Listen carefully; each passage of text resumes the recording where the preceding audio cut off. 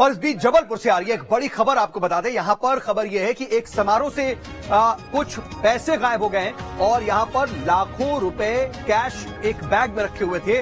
वो इस समारोह से चोर लेकर के फरार हो गया। अपने आप में बड़ी खबर, क्योंकि ये समारोह था। 14 लाख कैश से भरा हुआ बैग लेकर के युवतियां फरार हो गई हैं।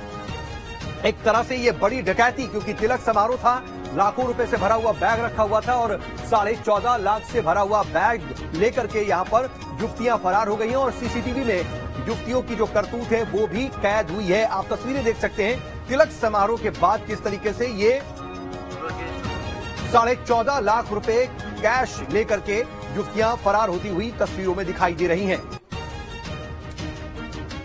और सहयोगी दुर्गेश इस खबर पर ज्यादा जानकारी के साथ जुड़ रहे हैं। दुर्गेश, इन युवतियों के बारे में क्या जानकारी मिल पा रही है? क्या ये पेशेवर चोरनियां हैं या फिर समारोह में शामिल हुए कोई गेस्ट?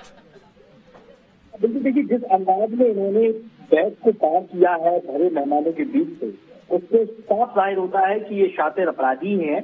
और जैसा लगता है जैसे शादी समारोह में जो चोरी करने वाला एक गिरोह जो हर बार सक्रिय होता है, शायद ये उसी गिरोह की सदस्य हैं। और इन्होंने मौका पाकर जो है बैग पैसों से भरा बैग पार कर दिया। दरअसल ये पूरा घटनाक्रम गोसलपुर थाना अंतर्गत तिहोरा के अंतर्गत आने वाला गोसलपुर थाना है, जहां पर एक हम लोग नाम का बारात घर है, जहां पर एक समृद्ध परिवार का तिलक कार्यक्रम चल रहा था। सोनी परिवार था और उस तिलक कार्यक्रम में जो नगद रकम थी एक बैग में रखी थी, तकरीबन 14.5 लाख रुपए।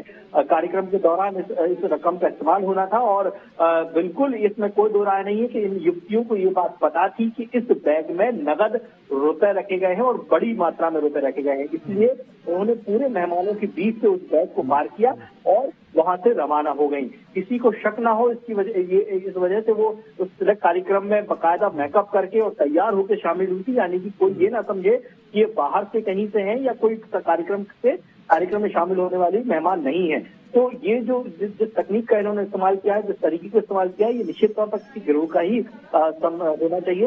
अब सीसीटीवी फुटेज के आधार पर पुलिस जो है जांच पड़ताल कर रही है। हालांकि सीसीटीवी फुटेज में स्पष्ट उनका चेहरा नहीं दिखा है।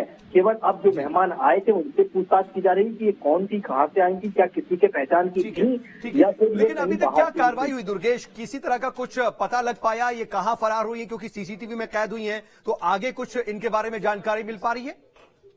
बिल्कुल, देखिए पुलिस तक शिकायत पहुंच गई है, पुलिस ने मामला दर्ज भी कर लिया है। और अब केवल और केवल सीसीटीवी फुटेज ही एकमात्र ऐसा जरिया है जिसके तहत ये पुलिस जो है इन तक पहुंच सकती है। हालांकि पूछताछ की जा रही है जो बारात घर था उसके संचालक, उसके कर्मचारियों से कि क्या उनकी मिलीभगत तो नहीं है।